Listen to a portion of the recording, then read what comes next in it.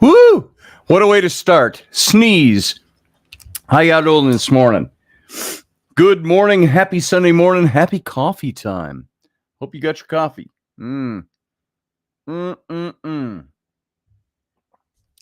So many things to do on the way to getting your coffee.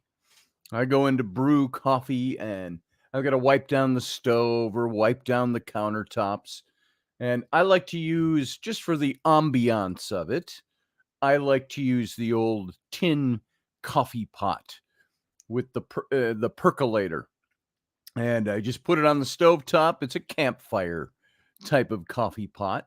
And you put your grounds in the little tin in the top, and then it bubbles up and boils into the little round glass dome on the top. And your coffee's done. It's brewing. And so while I'm waiting for that to happen, I wipe down the counters, or I open up the microwave to put something in there, and there's some kind of sludge in the bottom of the microwave. Now, Rainey and I, we're pretty, neat adults, and we take care of business and do our stuff. But when you got 3 kids, you develop sludges on things that you don't know where on earth they've come from, or how on earth they could exist. And it's like Soylent Green growing in your stove or in your microwave. So we got to I got to do all that, little bits and pieces, wash a dish here and there while I'm waiting for my coffee. And Rainey's recovering from camp. Hey, Ryan Gale, how you doing, brother? Good to see you. And Grumpy Stack is here. Sandra Saunders is here. And Susie Q is here so far. We'll see who all wanders in. Several other people that are not in the chat room yet. And so welcome this morning. Hope you're having a good Sunday morning. And you got to clean up little tidbits around your house while you're making coffee. It is finally a pleasant day here. We've had a heat wave, as a lot of people have had around the country. And it's been ungodly. There were days you walked outside, it was as oppressively hot as it was frigidly cold in the middle of winter. And so I'm trying to determine whether I like hot or cold better. I will tell you this, I'll take the heat because I'm cold all the time. Maybe that's part of encroaching old age. It can be 90 degrees outside and I'll be cold. It's the air conditioning. It's so cold down here, down in this part of the house. It's just 10 degrees, 15 degrees, sometimes colder down here than it is in the upstairs when the air conditioning's on. So my back and shoulders and arms are on fire, but I have to push on, says Grumpy Stack. There it is. And but this morning, and Rainey was at camp all week. They were about an hour and a half from here up in Wisconsin somewhere at one of the camps, and at Camp Tomahawk, the scouting camp. And it was hot. I mean, it was pushing 100 degrees and really high humidities and dew points, just drenchingly, oppressively. It's like being in an oven in a shower. I mean, it was just oppressively hot. And she told me the other day, she said, I think I've sweat off 30 pounds while I've been here. And they got home yesterday morning. And first thing, of course, she hops into a shower, and so do the kids. And she's sitting upstairs now. She had a nice fall during camp. She caught her foot on the entrance to her tent and fell against a picnic table, down on her knees and her elbow, and she's got a bad shoulder to begin with.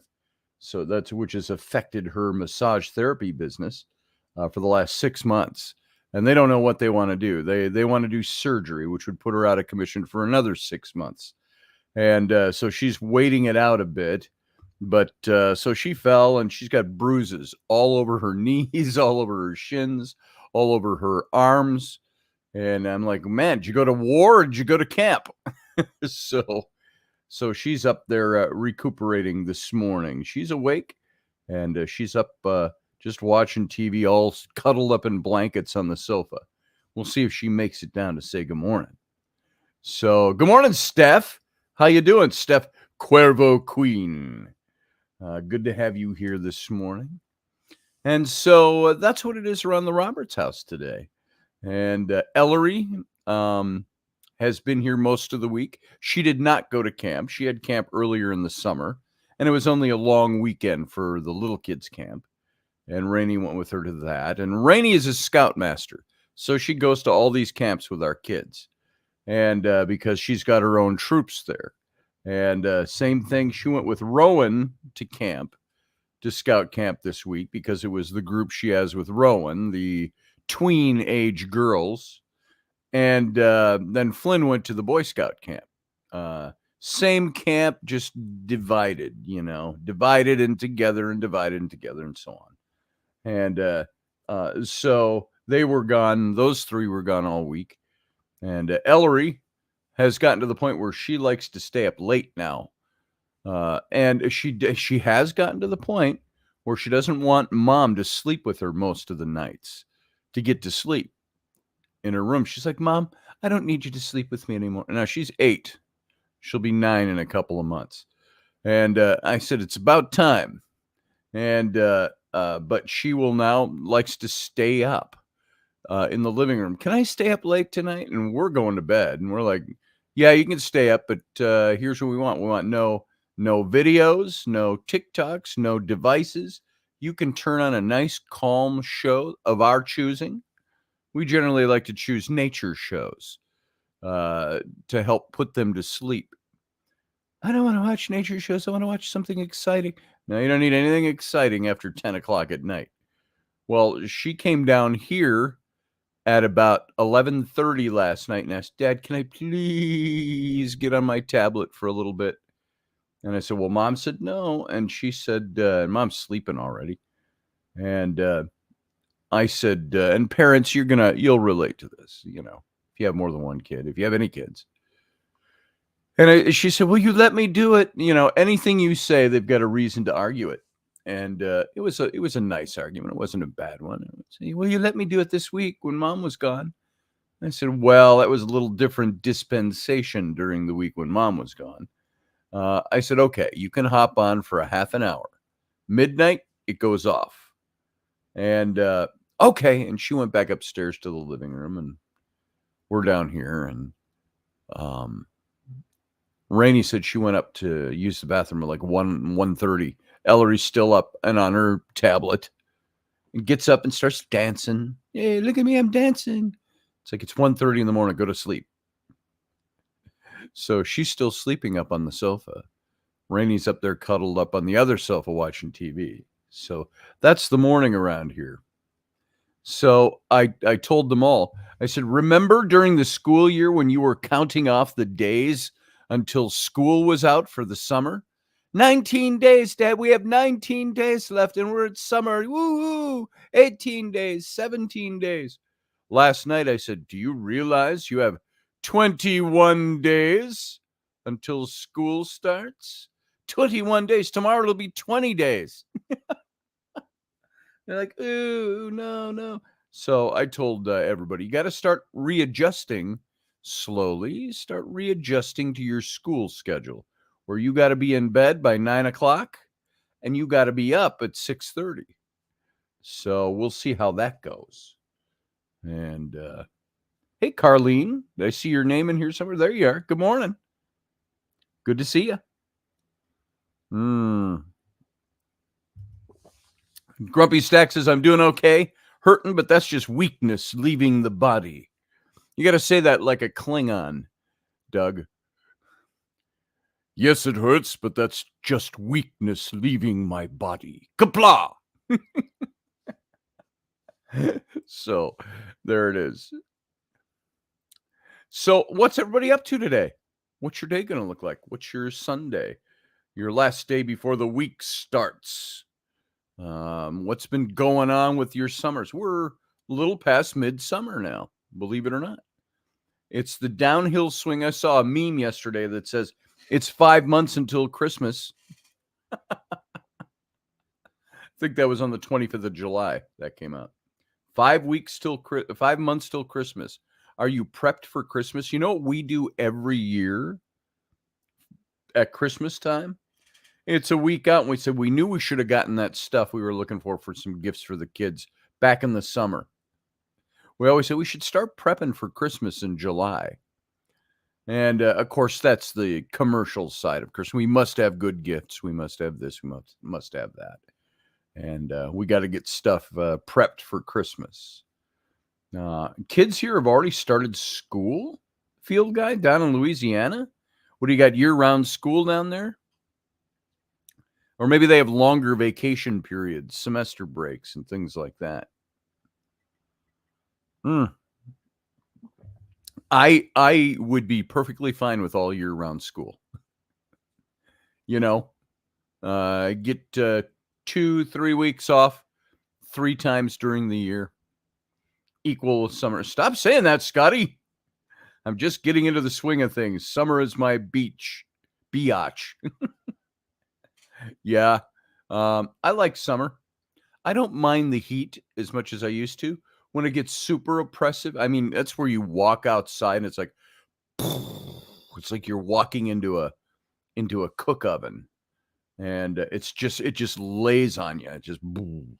And I prefer that to being too cold. I got to be honest. So I can go outside in shorts. I can shed my shirt. I can, as offensive as that might be to my neighbors, I can walk around barefoot. In the wintertime, when it gets 10 below zero and it's icy and cold, you can only put so much on. Then, of course, you got all that neat new underwear now, the long underwear, that stuff that's made out of that material that holds your heat in. So it's like you could be walking around out there in skivvies almost, skin-tight Spider-Man costumes that are made out of that thermal stuff that keeps you warm. So I should give that a try, huh? Buy Grumpy Stack Tires. There it is. Grumpy, we need a bigger Louisiana audience so we can advertise you better. Because it's okay to tell somebody in Montana to buy Grumpy Stack Tires, but you're in Louisiana. So there's that. Field Guys. Feel like I haven't seen you forever. How you doing? Good to see you. Every stream I go in, I say buy Grumpy Stack Tires. Let's do it. Yeah. We'll put it up on this stream. Put a logo up. Buy Grumpy Stack Tires. I could put it on my scrolling banner. Like that. Buy Grumpy Stack Tires. Let's see. Can I do that right here? I'm curious to know. Can I do that? Can I change it right here? I think I might be able to. Let's see. Maybe it's got to be off to do it. Yeah, it does. Here you go. Let's do it. Buy Grumpy Stack Tires. And then we go boom, boom, boom, boom, boom, boom. And save. Let's show it. It'll be right at the very end of this scroll, Grumpy Stack. Doug. Let's see. Patreon, Etsy, Sword in the Clay, Fairy Legs, PatriotPropaganda.com. My quote, facts are stubborn things, and whatever may be our wishes, our inclinations, or the dictates of our passion, they cannot alter the state of facts and evidence. Period. John Adams said that. And then buy Grumpy Stack Tires. There it is, folks. That'll be $2,500, Grumpy. You can send it by cash messenger, Pony Express. Field Guy said, if I win Mega Millions, everyone's getting paid. There it is. That's what I said. Some guy in Los Angeles won the $1 billion Powerball last week. $1 billion. That'd be kind of nice. You only get about roughly 585 million of that only. Could you live off of $585 million? Could you find a way to make your ends meet with $585 million? I could. I could probably put that to good use. I'd probably make sure all my friends were taken care of. I'd probably invest in business. I would probably immediately hire an accountant and an investment lawyer to find ways to take half of this money. It's off the top of my head. Half of this money, don't touch it. Take it, invest it, increase it, grow it, so it can be something for future generations of my family. And yeah, you could help a lot of people. We all like to be so altruistic. We all like to, oh, I would help so many people. I would give so much money. And maybe we would. But really, if we, won a $500,000 or $500 million cash in our bank account, we'd be living off the hog. We'd be traveling. We'd build that new house. We'd get that new big decked out RV. We'd travel around the country in that. We'd do world exploration. We'd buy stuff we don't have that we've always wanted. Know what I saw? I was at Walmart. I didn't know they made them this big yet. In the back of your head, you kind of think, but, we've got what's the size TV we have upstairs? A 55-inch TV in the living room. We've got a 48-inch TV in the master bedroom. The kids, they all seem to have the older TVs. Our older ones, the 32-inch TV, and all the kids seem to have one of those. So we got like 5 big screen TVs in the house from over the years. We started with the 32-inch TV and thought that was a magnificent. And, my computer monitor right here is 27 inches. They measure them diagonally. So I got a nice big computer screen here on my desk for working. I used to think when I met Raini back when we were dating back in 2005, that's what I had. I got a 27-inch monitor, and it was like magnificent. And now I went to Walmart the other day, and you see like the 70 inch TVs and the 75-inch TVs for $600, and you go, oh. Only $600, and I could get a 75-inch TV. Okay. Well, I've been looking at that for about a year and a half. You walk by it every time. You go, oh, it's down to $485 on sale. And, we don't have an extra $485, so we don't get one. But the other day, I was at Walmart, and I went back to use the restroom, and back in that back desk area, they had a bunch of TVs stacked up in there, ready to go out on the floor.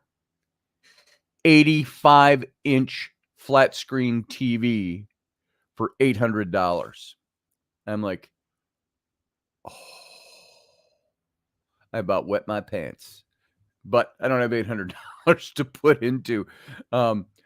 Maybe I should put up a GoFundMe. My family needs an 85-inch TV. Please reach into the depths of your heart and give. So, let's see. Field guy, I paid $300 for my 27-inch TV in 2007. Nice. My 27-inch monitor, it was the Apple. I'm on Apple computers, Macs. In 2005, I landed a big project with a company that wanted me to build a huge website for them, design and build. And they prepaid me like $20,000 on this project. And that was the half down for this big project. And so the down payment, I asked for 50% down. They gave me 20 grand. And I said, part of the reasoning was I got to bump up my computers. I had a laptop I was working on, and what they required me to do took an awful lot of computing. And so I went and I priced things out. And so they paid me that 50% down. And I went to Apple and I bought brand spanking new. I bought the G5, not G5. It was the, did they call it the G5 Tower? not G5 internet, something totally different. It was the Apple G5, I think. And it was the tower, and then the cinema screen. They called it the 27-inch cinema screen. And it was the big flat screen, one of those first computers that came on the little stand. And instead of the big tube that was 2 feet deep. And so it was one of the big ones, flat screen. And that was glorious. And so I really souped up my computer. I souped up all the RAM on it and blah, blah, blah, blah, blah. That's the computer I had when Rainey and I were kind of first together. We were dating, but not really dating. We started, by the way, August of 2005 is when Rainey and I started hanging out, as most of you know from other stories I've told. And so in November was when this project hit. And she went with me to the Apple store, and we loaded up, and I got that computer rolling. And I remember she was there. She was part of the process. And that was in November, late November of 2005. And by Valentine's Day of 2006, February, was when we officially nailed down the I love you and I don't want to ever lose you, and so on and so on and so on. So February of 2006. But we were together from August the previous year. So we've got our 16th wedding anniversary coming up. We were together from 2005, officially February of 2006, where we made it exclusive. And we were married October of 2007. And so there it is. But hey, Lalanya. I always want to say Lalanya, if that's how you pronounce it. Good to see you. Glad that you're here this morning. For all those of you who don't get here very often on Sundays, Sundays is just informal. It's not the intrepid radio program that we broadcast during the week, where I fill your minds full of information, informatica, as Professor Bauer would say. And we delve into all different kinds of things, from religion to spooky stuff, paranormal, wild UFO stuff, politics, all of that stuff during the week. Sunday is made for all of the above, mixed in with a little coffee and loose banter. So the unofficial show on Sundays. So we're not really a show. We're just talking this morning, which, by the way, if you have not seen it yet, if you don't know how to get here, I'm going to post it right here into the chat room. Boom. There is the link. Click on that link and you come right into the my screen, where I can see your little icon that says you're there. You can call in. You can talk about whatever you want to talk about. Field Guy, you should call in. I haven't talked to you for a while. Grumpy Stack. Steph, you should call in. Lalanya, you should call in. Anybody who's out there wants to call in, you're welcome to call in. And if I missed your name, it's not because I'm omitting you. It's because I'm just not looking at who all's sitting in here. So that's what we do Sunday mornings. I may, says Field Guy. Like, I don't know about this. Field Guy's over there going, I don't know about this live stream thing. I'm bashful. Yeah, he may call in. Field, you can't block out a freaking 60 or 80 inch. That's right. So, if I see a naked lady, I'll block out everything. Tunnel vision, said Field Guy. There it is. We're guys. That's the way we're made. What is it about guys? Ladies, are you the same way? And I know you're built differently, wired differently, but why is it with guys? All it takes is cleavage. Cleavage will lose our fucking, pardon me, our ever-loving minds over cleavage. Meaning we can be doing something. We're like, hey, squirrel. It's our ADHD mechanism. Cleavage. I've heard about the curved flat screens. I don't know if I even like the idea of a curved screen, Carlene. I don't know. Oh, Lord, please don't lead people to that. LOL. I looked horrible. Oh, you don't look horrible. Look at me. I'm coming on. I got no makeup on. I haven't washed my hair today. I haven't washed my hair, and I can't do a thing with it. What's left of it. It's mostly my hair is all right here in the front. Anyway, there's nothing back here but squeaky because there's nothing there. So, I didn't press a shirt today. I haven't showered. I haven't done my makeup. My nose is red. My wrinkles are bold. My hair is white. And I'm here. Come on. Come on, Lalanya. You should come on. You too, Steph. I'm waiting for the first caller. LA is a paranormal internet star now. She hunted. All right. Good to know. Who all is beeping on my phone? People that are tagged in this morning's show. I'm not sure what that's all about. So, anyway, I've been spending the week, as most of you know, from my posts and things, getting How to Be an Archaeologist ready for press. Out of the dozen or 14 illustrations total in the book, I think it is, I've got 2 left. And I've roughly been doing about 1 a day. I started this week with about 9 illustrations left to do about 2 weeks ago. And now I've got 2 left to finish. And once that's done, it goes to press. My old friend Pierre, we had founded Little Platinum Books. And he still does some stuff on the side with that. We still have obligations on that to fulfill. From the Kickstarter, and this book will kind of wrap that up, that obligation. And so I don't know if we'll do anything more with it after that or not. But we did How to Rob a Bank was our first book that we put out.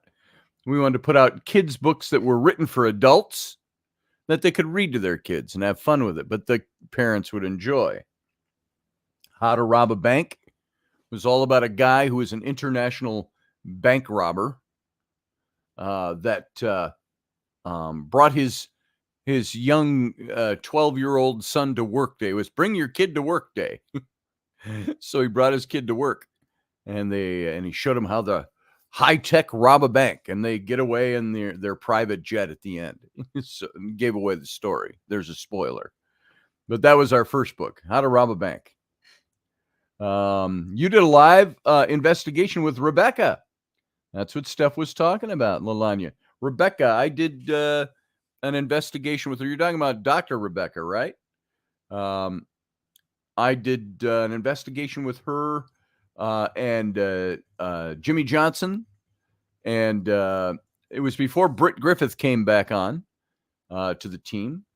And Jim's been trying to get me down to some other ones. And we haven't lined anything new up yet. They've done a couple of investigations since I did one with them back in, God, when was that? Was it still winter? Yeah, because it was cold outside. We got there. I don't think there was snow on the ground, but it was icy cold outside. And so it had to be early spring. So let's not say certain words, Scotty. LOL. Which word did I say? And you look like a woman who is ready to kick any spirit's ass if they fucked with you or any of your peeps. That's cool, Lalanya. I'm going to have to see that one. I have not seen that one. Was that one that they aired with Jim Johnson? That air on the channel? I have not seen it. Or was that just with Rebecca? Not Jimmy Johnson. So Rebecca's pretty good. She's a fun woman, interesting. And I met her for the first time when we did that investigation a few months back. So let's see. It was Rebecca's page. She's not with them anymore. Oh, see, I didn't know that. I didn't know she wasn't with them anymore. I thought we were just waiting to do more investigations. So I know Britt came on board. And Britt, if you remember Britt Griffith, everybody, I'm sure you all do, if you're in the paranormal world, he was with Ghost Hunters back 15 years ago. And I used to do events with him. And then he and Amy Bruni started Beyond Reality events, and they had me out speaking at all their events. And so Britt and I hit it off pretty good. And then he had his junk with Ghost Hunters and stopped working with them. Rebecca's busy. She's nonstop. That's true, man. She's energy. She is pure energy. So, but now Britt, and then I did some political talk shows with Jimmy and Britt. Fun stuff. We did Booze, and Bros. I don't know if Jimmy's still doing that one or not. Booze, Boos, Booze, as in boo, ghost. Booze, Booze, Booze, and Bros. And it was Jimmy, Britt, me, and they'd have another guy on every now and then. I can't remember what his name was. So, yeah, we did a lot of political talk over there. And so I don't know if Jim's still doing that one or not. Jason Hawes was part of the show with Jimmy Johnson. If you remember, Jimmy Johnson was the publisher of Taps Para magazine for the Ghost Hunters official magazine at the time and he was part of hiring me along with Jason and Grant to be the editor-in-chief of the magazine. Back, we're talking 2009, 2010 into early 2011. No, all through 2010. And love that. That was good stuff. And so we did political talk shows after that. So, and what else we got here? Oh, I was just looking at comments. So, no, Jimmy boy. Is it no, comma, Jimmy boy? Or no, Jimmy boy? I'm not sure what you were getting at there, Steph. Nope, not like they needed to. Let's see. Got into some shenanigans. Oopsie, did I say that out loud? Are you talking the paranormal show? Or the radio show? So I'm out of touch. I'm out of the loop. So I'm passe. So let's see. I had to vacate the house. Enjoyed the cool weather. Yeah, nice. It's cool here now.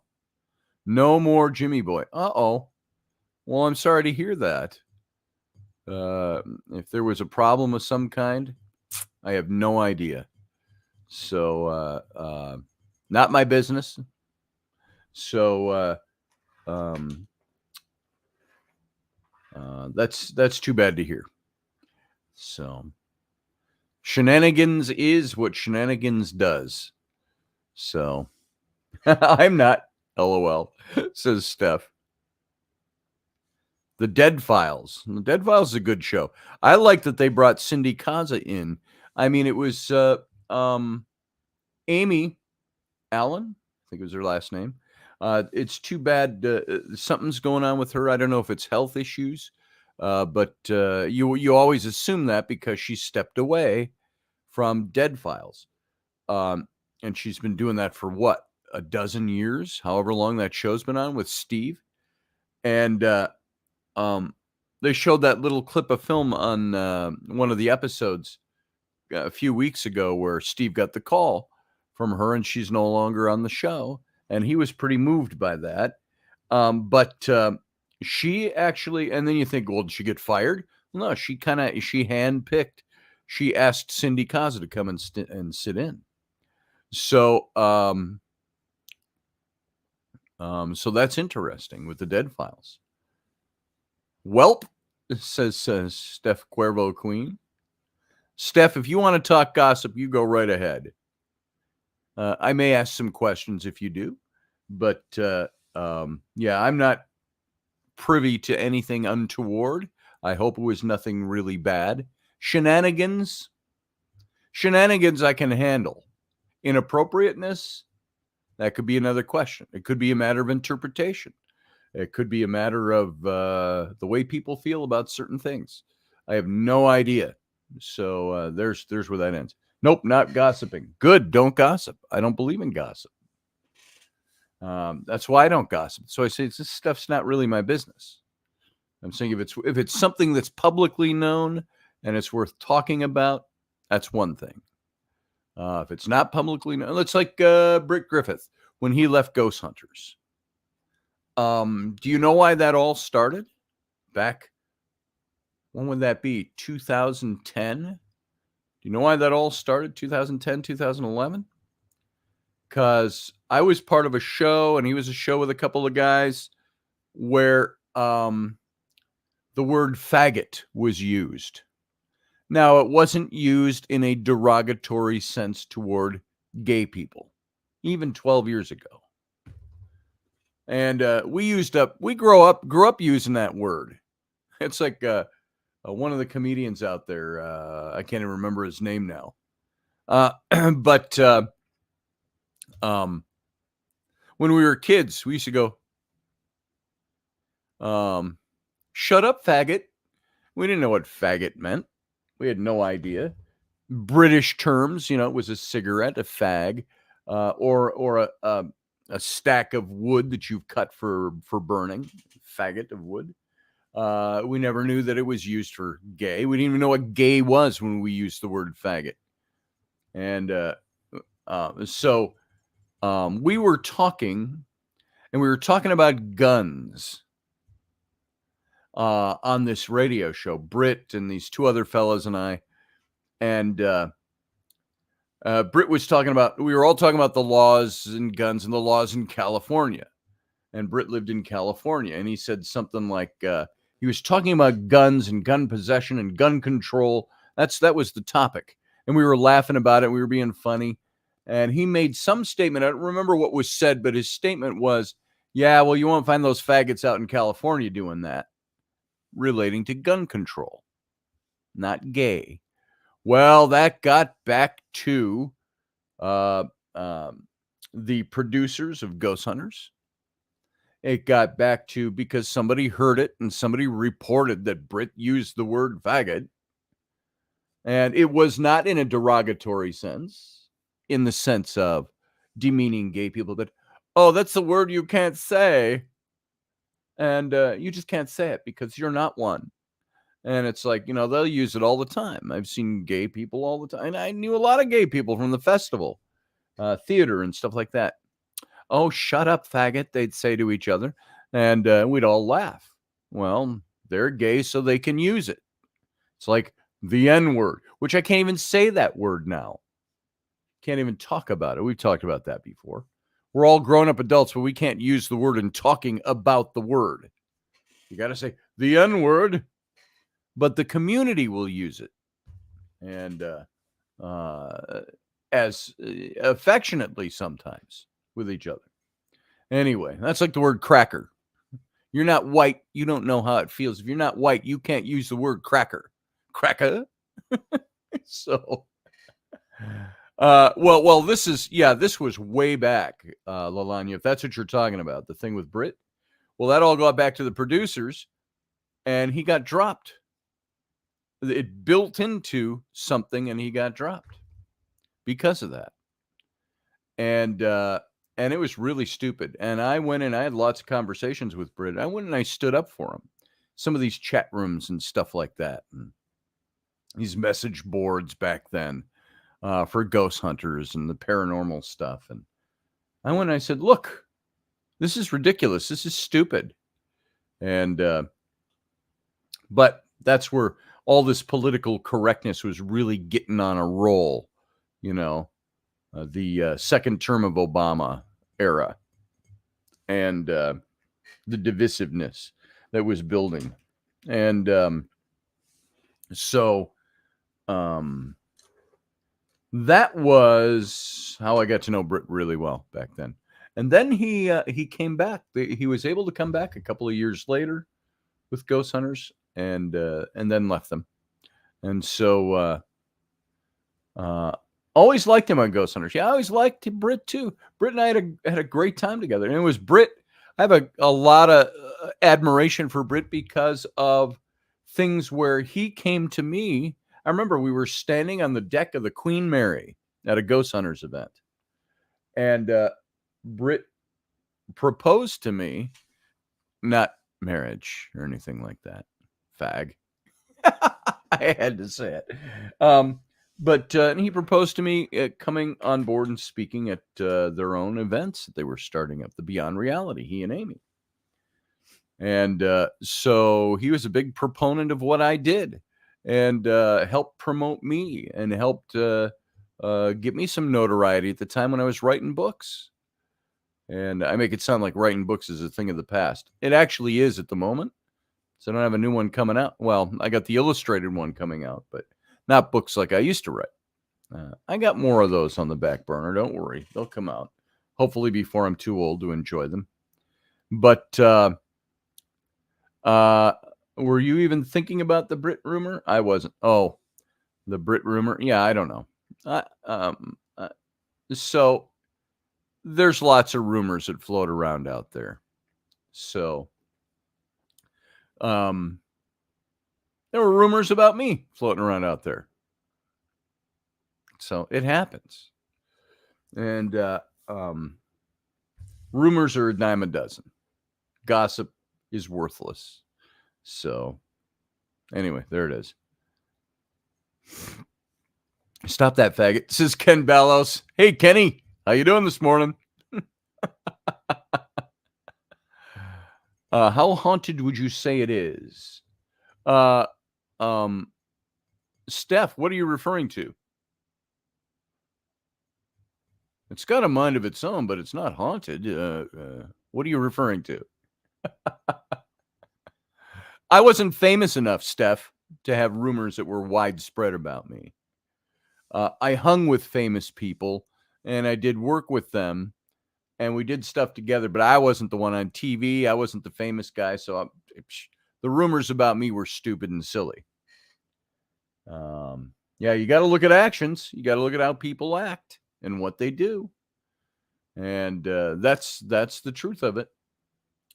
Rumors, and I've always held that about people, because you hear a lot of rumors about people out there, and you don't know them. You don't walk in their shoes. You don't know what the other side of the story is. But everybody likes a juicy gossip rumor.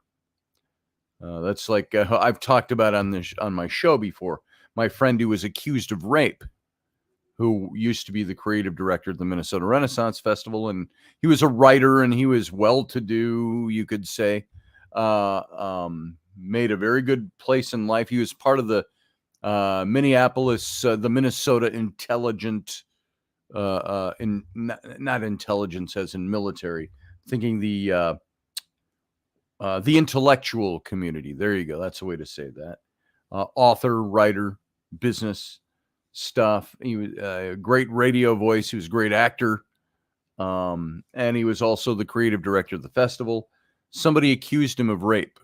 And it was right at the same time as the Judge Kavanaugh hearings and the rise of the Me Too movement when all this happened. And you had all the women at festival and guys that wanted, frankly, I'm going to tell you this for sensitive ears, all the guys that wanted to get into their panties were the guys who were going, yeah, what she says. That's why, and 99% of those people didn't think their way through any of it. Everybody threw out accusations against him, and everybody was standing with, and if you said anything in his defense, I got called in that community. I got called, oh, you're just a supporter of rapists. You're a rapist supporter. And I told him basically, shut the fuck up. You don't know what you're talking about. I did not let those people cow me or try to cancel me in a small way locally. I said, look, I've known this man for 25 years. It is not in his nature to have done something like this to a woman. And as it so happens, it dragged out for 4 years, finally went to trial. Judge dismissed it. Innocent. Her stories were all over the board.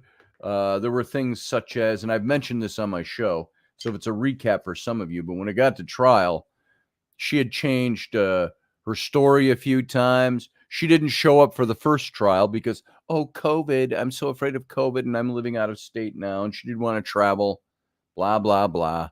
And so the judge dismissed it with prejudice, meaning if you want to bring this up again when COVID is passed, you can. And so my friend and everybody kind of knew this is a reprieve for a little bit. Let's see where it goes. And then, of course, a year and a half later, it got picked up again. And he went to court, and they found that even their own investigator didn't even see some of these things. The time that he was supposedly raping her, this is just one of the points of evidence, he was doing live stream videos for the festival from the different stages during the festival run. And the day she said it happened, at the time she said it happened, he was out there doing a live stream, a couple of them in a row, and saying, "Come on down to the festival, everybody. See, here's what's going on at this show," and he'd be interviewing people and all of that. And guess what? They're still over on the festival site. You can still scroll back and see them and see the timestamps on them and everything when they aired. That was just one point of evidence that discredited her testimony. And that was her changed testimony. And then, now this is for your sensitive ears. I've just got to say this because it's worth talking about. During the accuser was on the stand. And somehow, I don't know what the line of questioning was. It might seem inappropriate, but remember, a court of law is a court of law, and you got to get the facts out. She was asked, well, you had mentioned the number of times that the defendant orgasmed while raping you. Could you tell us what that number was? She said 5 times, that he came 5 times. And my friend said, he sat in court and he kind of looked at the jury to see what their reaction would be. And he said there were 12 people, 8 were women, 4 were men. He says, I thought half the jury was going to stand up and go, just to quit right now. That's not going to happen. That doesn't happen in 20 minutes. So, little stuff like that, which is a big thing. But it ended up, she was a liar. But my whole point with bringing up that case again is that the rumor mill was off the charts. There were people bringing up all kinds of things that he had done, quote unquote, all of this. Everybody's grievance with him. He was a creative director. He had to run people's contracts. He had to turn down people. He had to tell people, you're good, I'm going to pay you. You're not good, I'm not going to pay you as much. You got to brush up your act. That was his job. So he had people that didn't like him. Field guy, I did not have sexual relations with that woman. I wanted to, but was too lazy. I just found, even at my age, it's no good to be too lazy when it comes to sexual relations. So my friend was acquitted, and I guess you could call it, he wasn't found innocent. You don't find somebody innocent in our system of jurisprudence. You're innocent until proven guilty. Now, that doesn't mean you may not have inside knowledge of something. I know this guy, he's guilty as shit because I know what happened. But that's not a court of law. So in the court of law, he wasn't found innocent. He was found not guilty. He was acquitted, and it was dismissed. Done. And I think that was my cat. So the rumor mill, what did it do to my friend who was kind of on the top of the heap of things, doing well financially, doing his voiceover work, writing his books, traveling around the world. Companies would bring him in to speak and do his presentations on business performance and stuff like that. And he used as a basis his years at the Renaissance Festival and street theater. So he called his company Top Performer, or that was the name of one of his books, How to Perform in Business. And he did very well for himself, very confident man. he had one of the most high-profile roles out at the festival. And he played a character called the Rat Catcher, who never really spoke much, just went out and did antics on the street. And he would gain hundreds of people every time he was out there, just standing around him as an audience. He'd been out there most of his, he's 2 years older than I am, and he'd been out there since he was a kid. And his mom was out there when he was a kid, and up until she passed away. And so here's this guy that these rumors started because one person made an accusation, and several other people's who had an axe to grind with my friend about other things were pushing this woman. And what happened? Because of the accusation, he was taken out of his role as creative director at the festival. So the festival said, we got to do this. We just can't, They liked him. They didn't believe him that he had done anything, but they had to act accordingly. Because there's an accusation of sexual impropriety, they had to remove him from his position. He's kind of banned from going out to the festival. On top of that, he started losing his publishing contracts when word of this got out in the newspapers. So what they do, they publish his mugshots because they had to go arrest him and take him in and charge him. And then of course, they do it on a Friday late in the afternoon, so he had to sit in jail all weekend. And then so his picture got in the paper, because he was well known in the Twin Cities up here. Very well known. I remember a few years earlier, there'd been several articles written on him in the Minneapolis paper about, this guy and his books, and he's part of the Minnesota intellectuals. He was compared up there with Garrison Keillor type of a guy. And so he got taken down by an accusation that was not true. The rumor mill spread around. He lost all his contracts. He lost his voiceover work. He lost his publishing contracts. He lost his contracts with people where he would travel and make presentations. And basically went from Minnesota intellectual to a rapist. He might as well have been. He was tried in the newspaper. And all because of rumors and gossip and falsehoods presented against him. So there you go. So there you are. Let's see.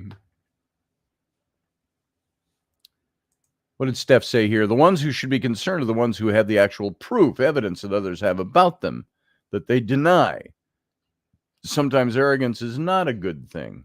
I can agree with that. Look at the Biden administration right now. Proof and evidence. You'll say, well, just show me the evidence. Well, is that the way you were when you were accusing Trump all over the news? No. The most recent rumor I heard about myself, says Lalanya, was that I was a troublemaker and completely ruined someone's life, caused all their problems. I was very confused. Well, you do know, Lalanya, that's what guys will say about women that they break up with. She just ruined my life. It's like, whatever. Grow up, everybody. So, yeah, I hear you on that.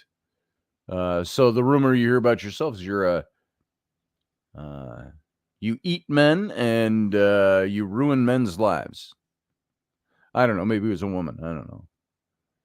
I don't get into panties, says Field Guy. I make them fall on the floor. Oh, my God. Oh, Field Guy. That's a reputation you're going to have to live up to, I think. You make them fall on the floor. What's that after you do her laundry and fold them all and you stack them too high and they fall on the floor? Interesting. I never dated him. Never will. Well, that's good, Melania. That's good. Hey, Terry Pitts. Comes in as Robert Pitts. Good to see you, Terry. Nice to have you here this morning. Hey, I'm going to, because I saw Terry, I'm going to one more time. I'm going to post the link if you want to call into the show. We've been going almost an hour now, and nobody has called in. Maybe it's not that interesting. So here's what we're going to do. I'm going to go get some coffee, warm up my coffee. So I'm going to play a little ad. Let's see. What should we play? And then it'll come back on. You'll just be staring at my chair if I'm not back down here already. Do I have an ad that's 2 minutes long? I don't. So let me just throw on the opening to the show. And then you'll be staring at my chair and my mic empty for about a minute. I'll be right back. Sit tight.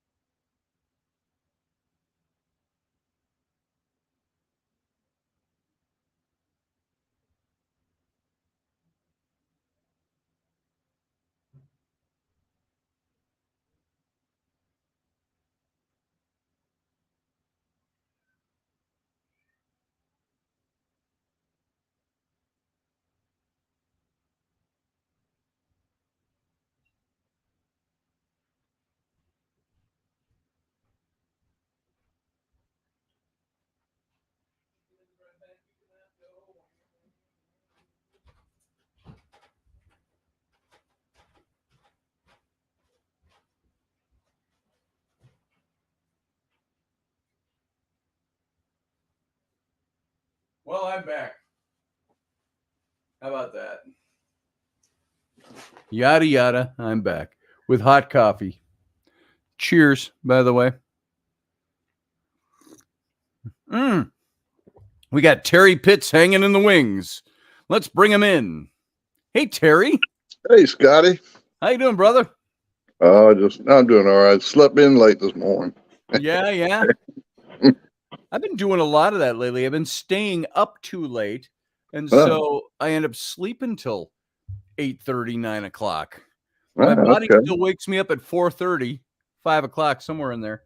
Then I try to go back to sleep. So, yeah, it's the way it is. Working late and staying up late. Well, I guess while the guys are away, you can play or whatever. That's right. Well, they're back home now, so they came home yesterday. I was instantly in trouble, so that's the way it works. They didn't see it. Hey, Scott, they didn't see any of that broadcast from last week. Yeah. Oh, did you get in on any of those broadcasts last week? Yeah, I was on there. You remember? I think it was. I don't remember. They all blend together for me. Friday, I think. Yeah. I remember. Now I do. Yeah, it was. It's like that old saying.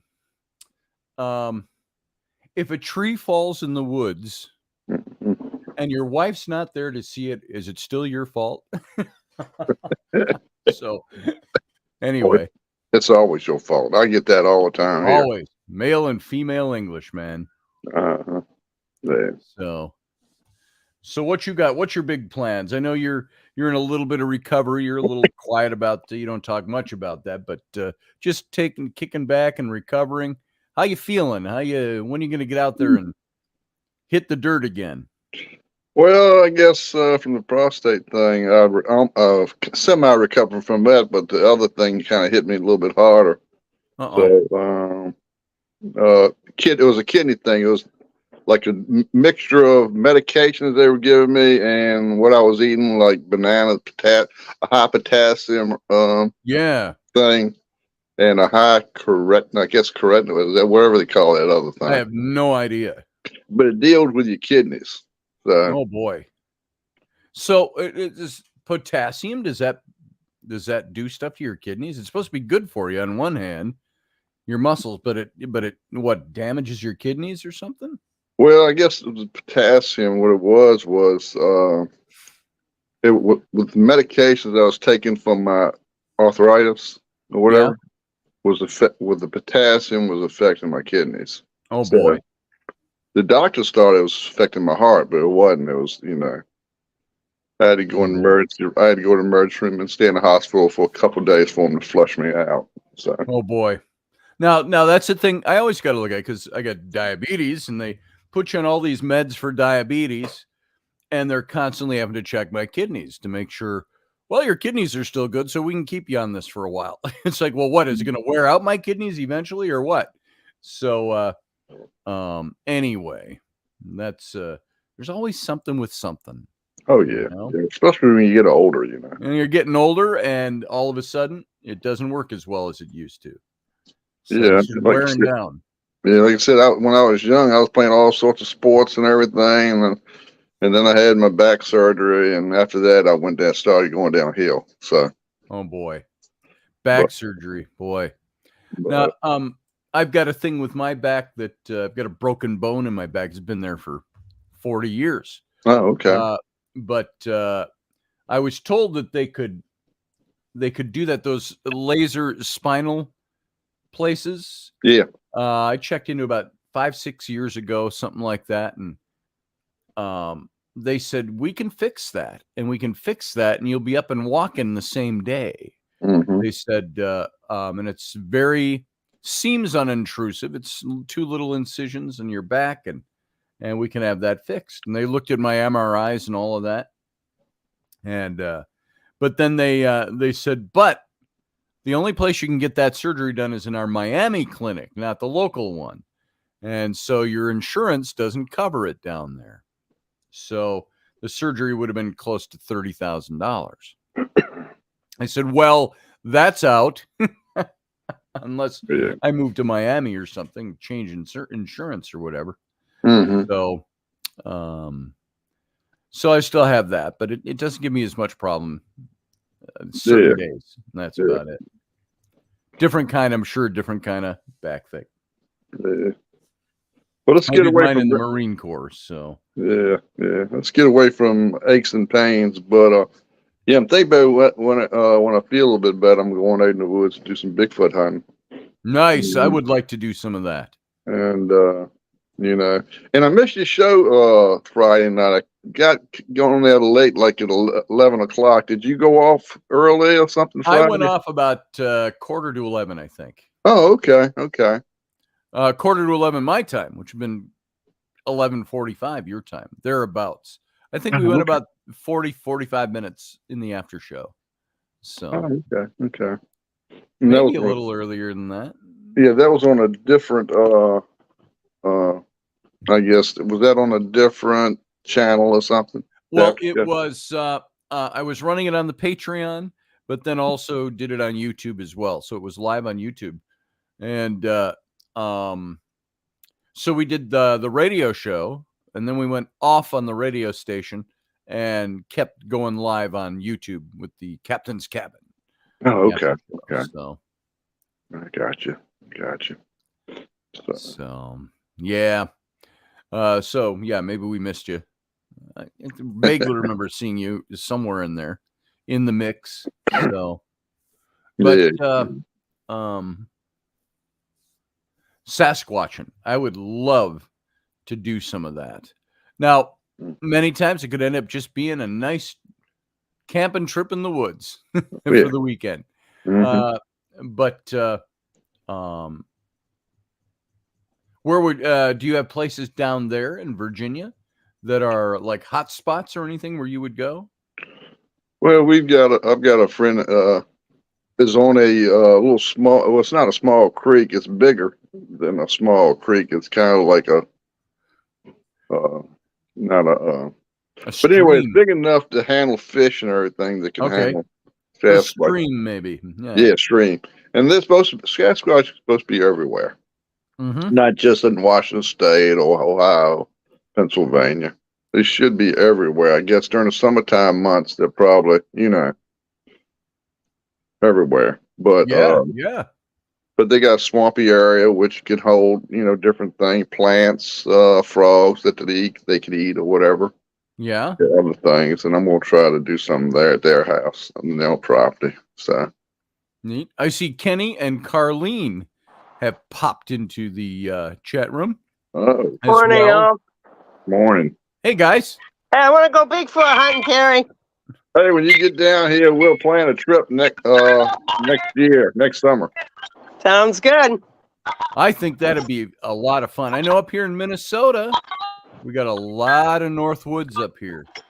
90% of the state is North Woods, up toward the Boundary Waters canoe area and stuff like that. So, okay. Kenny, how you doing this morning?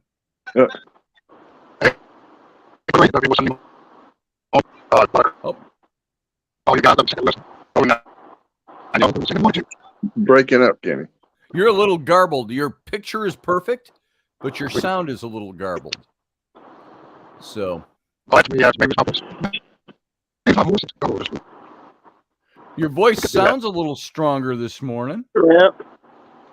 But I can't understand you though, because it's garbled. Hey, Scotty, he was out late yesterday talking all day long. So. Oh. What were you doing yesterday? But it acts like his mic's acting kind of funky wonky. Yeah, your microphone it's almost like it's being voice activated. It's garbling. Okay.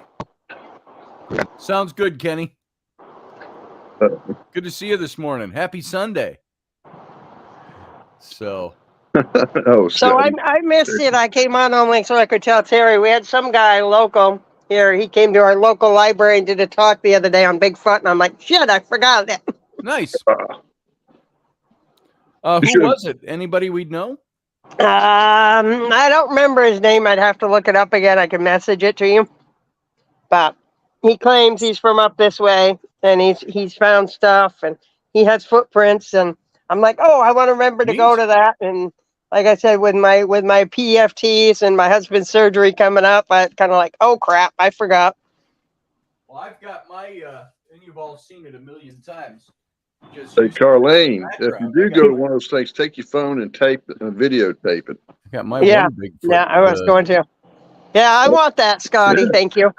So, send one to me. I want to find one. My wife accidentally spilled tattooing ink on it here. That's what all that is. That's trying to clean it off. I tried to clean it, and then I put, paint, and I tried to paint over it, and it just seeps through still. But so that's what that is. But and then I took because it was a footprint, and it was all the same color. I just took, believe it or not, coffee grounds, and I just did a light rubbing on this so the toes would stand out and some of the creases would stand out, things like that. So that's that was gifted to me back in 2010, I think. Somebody at one of the events where I was speaking. Eric Altman, who's a big Pennsylvania Bigfoot guy, he gave me this, and I can't remember. I thought he said this was a casting of one of the original castings from the Gimlin film, Patterson from Gimlin the Springfield film, Library, the famous Bigfoot film. And it's, but then he corrected me. He said it was from a different site. But so that's my Bigfoot. It's almost as big as my foot. So, hey Scotty, you can always make up some more of that stuff, that casting stuff, and put on there so it'll look all the same. So I was thinking about that, doing something. Yeah, but it would. Whoops.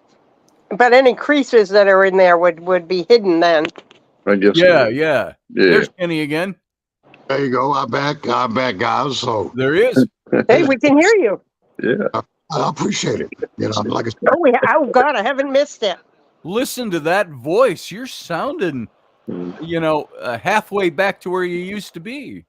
well, halfway back, but it comes and goes. It gets Sure. You know, it's I in this. understand that. But you sound better right now than you have for 6 months. Yeah, I see So- Yeah. that. On there That's this a morning. good thing. Now, what's this thing? And I know you're not bashful about talking about it. Your cancer's gone right now, which is great. My friend John Ward, my British archaeologist friend, got lung cancer. And he went through his chemo treatments.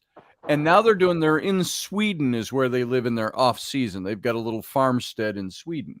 That's where his wife is from. And on the medical system they have there, they have some kind of a cellular treatment that I don't know if it is stem cell based or what it is, but he's never really spelled it out, but he calls it getting zapped. He goes through these daily treatments, or every other day. He's done like 7 or 8 of them now. And this is supposed to rebuild the cells or something. Like me, I had progressive cancer, which takes you out real fast. And the doctor gave me 6 months to 6 months to a year to live. So I went through the treatment. Had PET scans done twice. All done. Nothing's there at all. Yeah, I lost all the hair. It's coming back. Lost the mustache. It's coming back. But yeah, I mean, you gotta be positive about it. Yeah. It's the thing. I was never on a pity party. It's not that throat. That came from coughing so much. Yeah. Yeah. But other than that, doing great. I still go by once a month. They do a treatment which is supposed to help the immune system. So I do that once a month. I might do it for a couple of years. And then again, I have to do it the rest of my life. It doesn't matter. You know? It's the main thing. That's fantastic. We're all so happy to hear that. That's freaking awesome. So I've seen cancer ravage too many people, and that's just yeah. And the sucky part about it is damn well there's a treatment out there, a cure, but they won't have it. That's why would they lose their $1 billion industry? Exactly. You have to have a company that's willing to not give a crap about the dollar, the bottom line dollar. Yeah. And by the way, you guys have whoops, sorry. Pharmaceutical companies get the money if they got a cure. Yep. Kill them. Yep. Yeah, exactly. So my husband actually cut the article, and I did not miss it, but it is the day of his surgery. And the guy is Mike Familiar something like that. He's from New Jersey. What about him? That's the guy speaking at our local library on Sasquatch. Oh, for the Bigfoot guy. Yeah. Cool. I don't recognize it. Says he has a YouTube channel. He did In the Shadow of a Big Red Eye.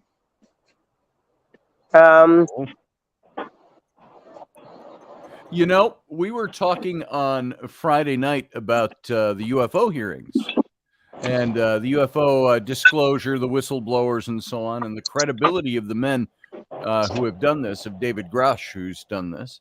And I saw after that, there was let's see if I can get his name here. If I go to my YouTube channel, I might find it here again. Let me look and see in my history who this guy was, and you may recognize who he was. Let's see. I'm going back through. I'm going to find him. Here he is.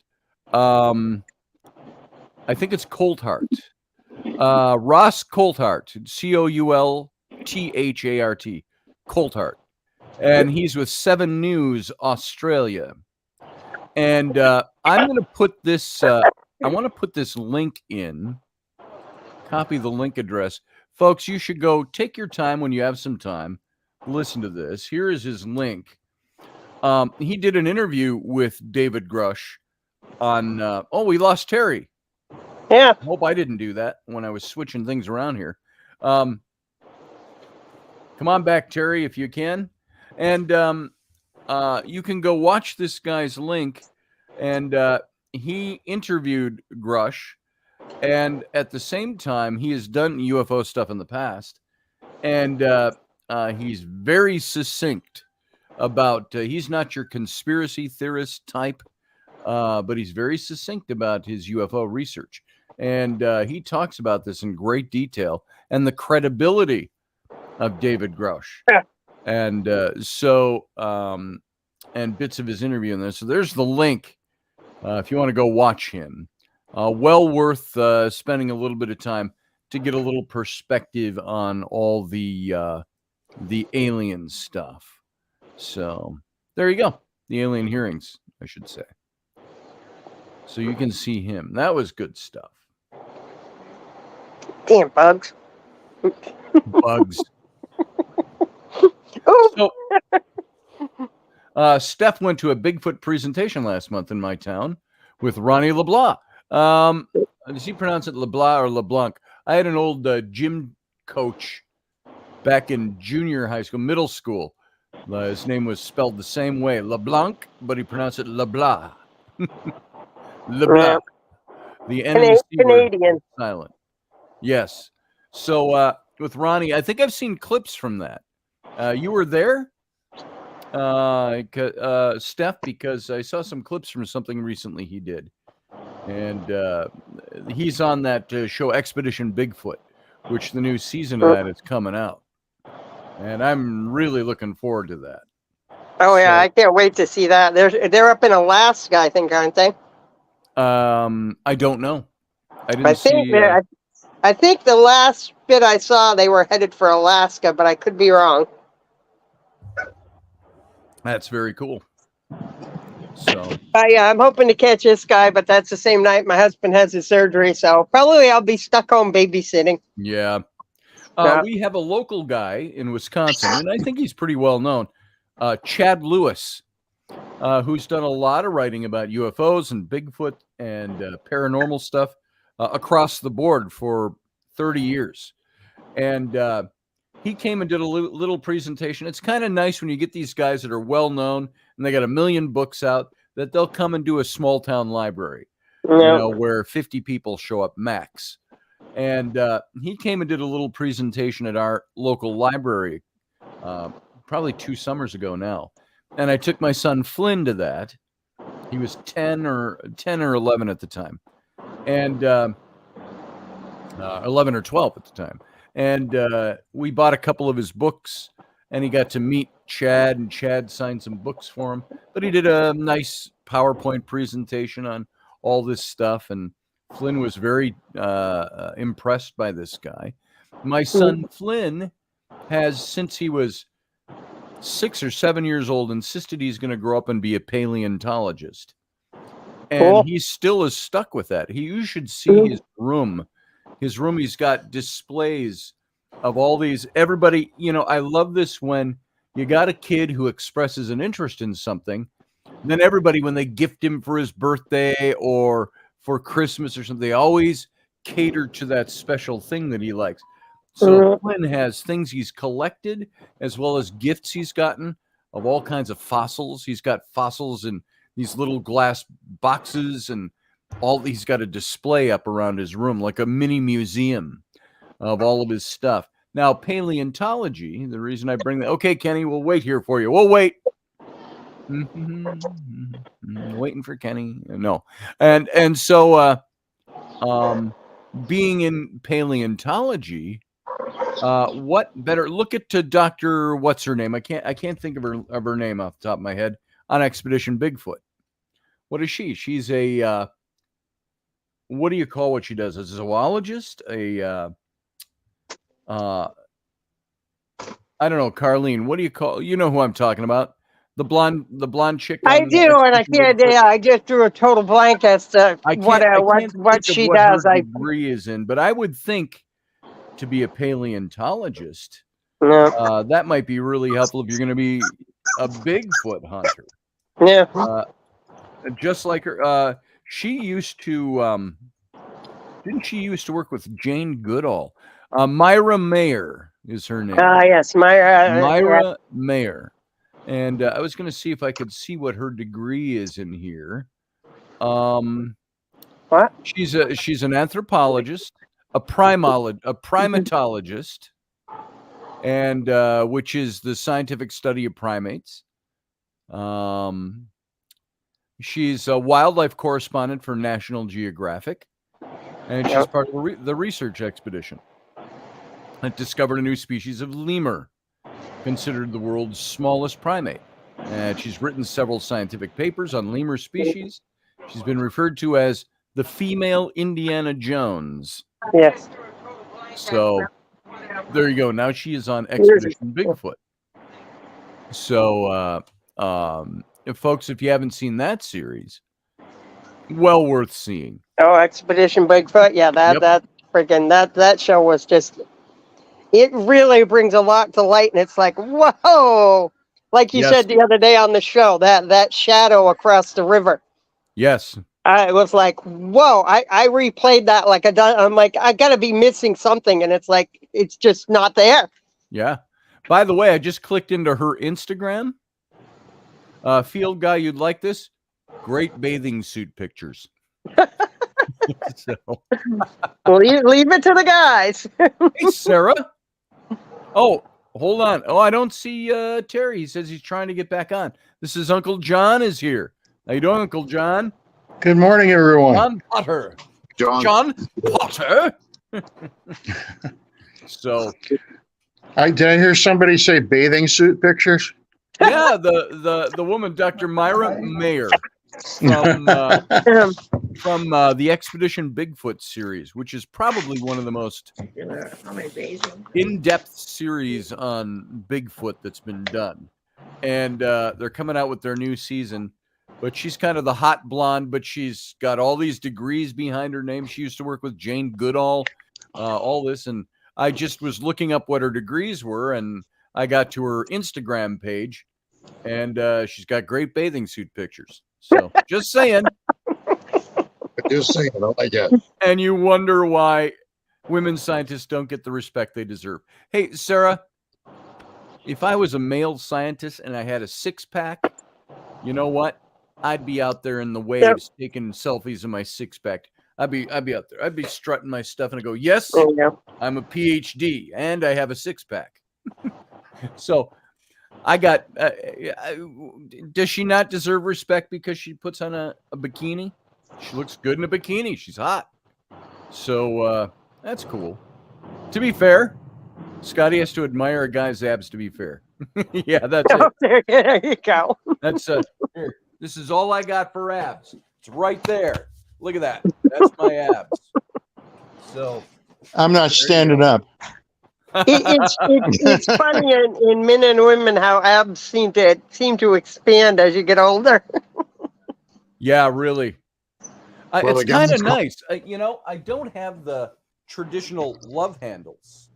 I don't have that, but I got this, man. It's all that low ab stuff. Which is all It's called chest of drawers. Chest of drawers. There it is. Okay. Falling into my drawers. There it is. Steph says you say her name like Maria, and you spelled like. You pronounce Lijke as like. That's the Swedish version of like, I think. So, Scotty, I'll have to send you a picture of the fossil we just acquired from the rock shop so your son can see it. oh, he'd love it. And that's it. The thing is amazing. I actually saw it online, and I said to the woman, I said, called her, said, put this aside for me, and she did. And when we actually got up there to pick it up, it was like, oh my God, that's bigger than it looks in the picture. But I would take you all up to see my son's room, but I'm not mobile here. I'd show off his collection. But we're just talking last night about letting him switch over to the big room upstairs. See, Rainey and I have the master bedroom over behind that wall down here. Big room. It's nice. What is this room? Almost 20 feet long by 15 feet wide, something like that. And it's identical on the other side of the wall. And so we got the big room down here. But there is a master bedroom upstairs that has a bathroom in it. And Flynn originally had that, but he never kept his room clean. And then Rowan wanted that room. He didn't care if he had a bathroom in there or not. So we gave it to Rowan, the 11-year-old. She moved over there. Now she wants to move out of that room. I don't know why, but it's a bigger room, and Flynn would like that room. Now, I think he needs that room. Now, he's gotten better about keeping his room clean. Rainey said last night, well, you show us for 30 days that you can keep your room clean, and we'll give you that. He got a little indignant about that. I've been keeping my room clean and so on. And he does. He's doing good. He wants to. See, I had not a talk with him, but we were talking once, and I said, when I was your age, I said my room was spotless, not because I was a neat freak, but because that was my space. I said, that's where I went. I had my desk there. I drew pictures there. I enjoyed myself. I listened to my music there. I didn't have a TV in my room. Well, I did. I had a little black and white TV. Probably a 13-inch. A 13-inch Zenith. It wasn't red and cream, was it? No, it was kind of a dark grayish silvery and black. I was going to say mine was white. It sat right on the end of the dresser by the bed.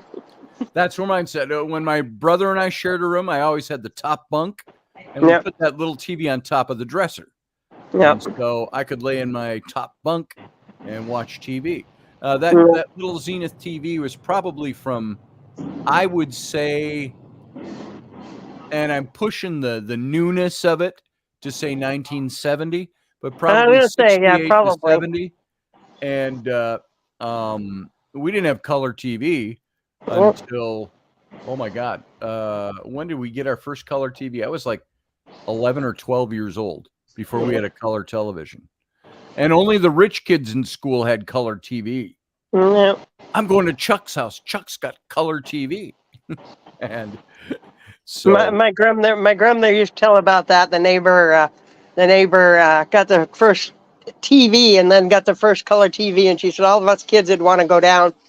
But of course, my grandma comes back before, she saw electricity and indoor plumbing come in, which nowadays kids would have a meltdown over that. Yeah. Sarah, are you saying you have a messy mind? A messy mind or a dirty mind? Oh, there's a fine line there, I think. So, Flynn has a messy room, and I like a neat room. I liked my room to be neat because it was my world. Yep. Everybody stay out of my room. And so I told that to Flynn. We were talking, we were hanging out, and I said, that's why I like my room to be clean. That's why I always liked it to be clean. Now you look at my office now, it's got clutter. It's just clutter on my desk. There's stuff. You see, if I turn to this, my desk has clutter. That far end of my desk over there, all my junk stacked up, and over there I got all my stuff, and so on and so on and so on. So it gets cluttery around here, but it's not messy. And my son, I told him, keep your space clean. I said, keep it neat. It's your place. And so he's really done that now. And he's got racks in his room, shelves in his room that he's got all of his displays set up on for all his fossils. And that's what's cool. That's cool. And so it's very cool. But I was thinking the only reason I brought him up in his fossils was he wants to go into paleontology.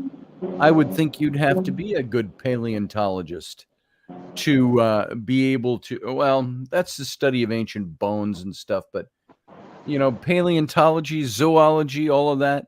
Probably make a great Bigfoot hunter someday. Now, I know he's dying to have me take him ghost hunting, which I haven't done yet. He's old enough now, I think he could do it and handle it pretty well. But we'll see. Try out that How cave old in is he? St. Paul. Yeah, the Wabasha Street Caves. Dave has stories about that. Well, I had stories about that. Yeah.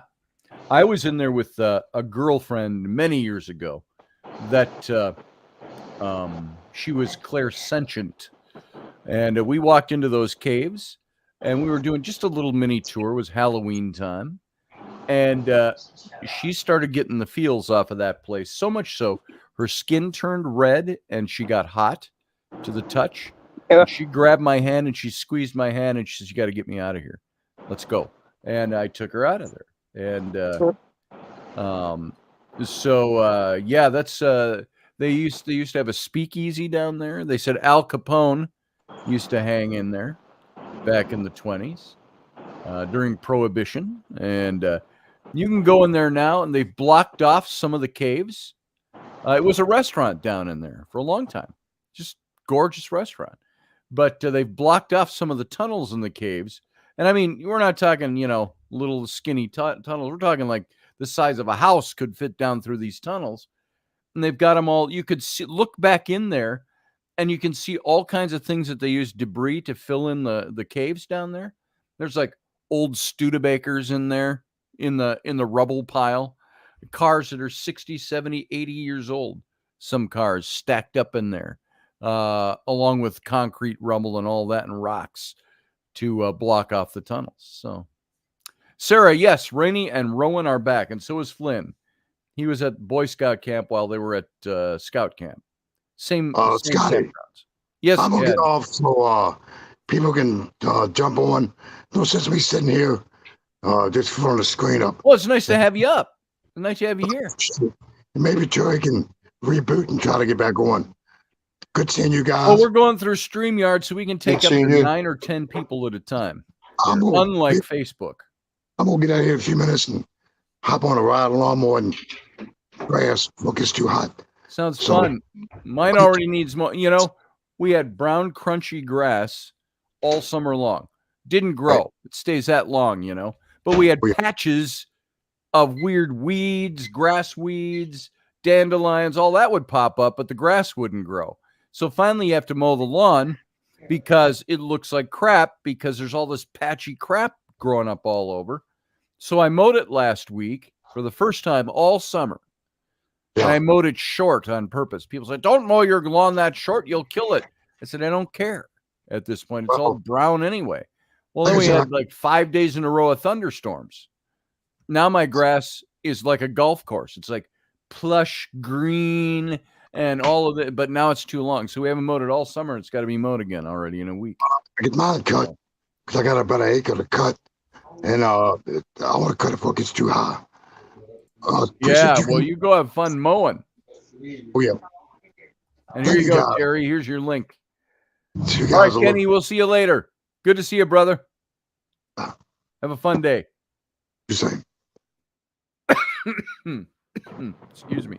I am going to jump out too. I'm getting the house ready. We got somebody else coming to look at it. Hopefully this buyer's got a few more brain cells than the last one Yeah.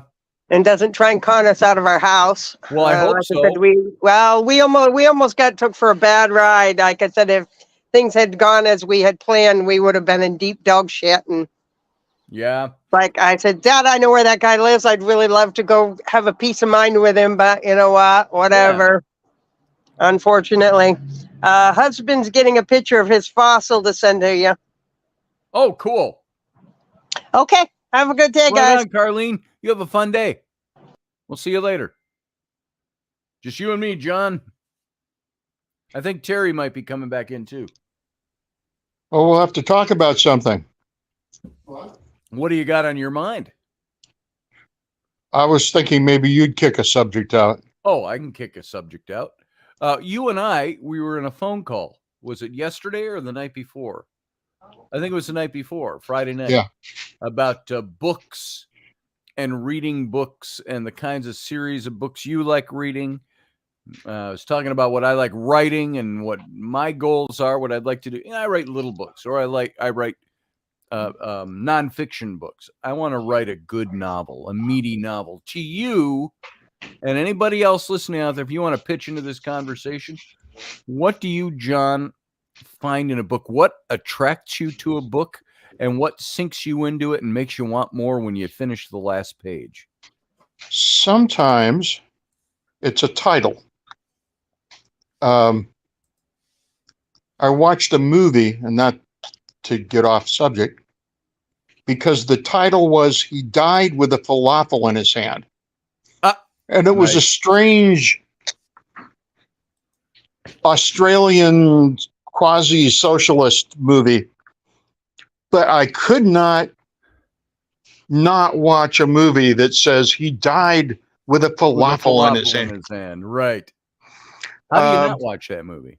Books are well, I didn't dislike the movie. It's been many, many years since I've seen it, but I never forgot that title. Yeah. And it was an odd, well, how many Australian movies aren't a little odd to us? Well, yeah, it's Australian. But they have a great deal of fun with the media. Titles often have a lot to do with it. Sometimes the description of what it, I go, okay, that's a little different. I read about 9 books in a series called Slow Burn, and it was enough different take on zombies. Oh, you were telling me about that one. Yeah, it was enough different that I bought the box set and then a couple of books more. I mean, they found a little twist to put on it in every single book. They didn't just tell you more story. They'd find out something new, or they'd take a different track or something like that. And they managed to keep it real enough that I stayed with it for like 9 books. And I was telling you about an author that I found, James Tarr. Yeah. He hails out of the Detroit area. And the reason I went to read him is a television producer and author named Michael Bain made the comment that this was the first book he'd read in years that truly frightened him. And I said, okay, I know Michael's work. I've read some of his books. I've got to read this book.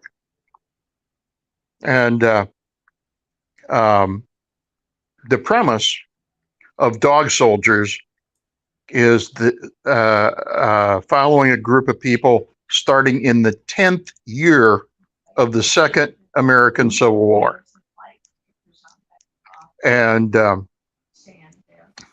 set in the future, or just a I would call it near future kind of thing. Close enough that the political descriptions are an extrapolation of where we live. Yeah, it was really believable. Something that you would not want to put down till you finished it. Right.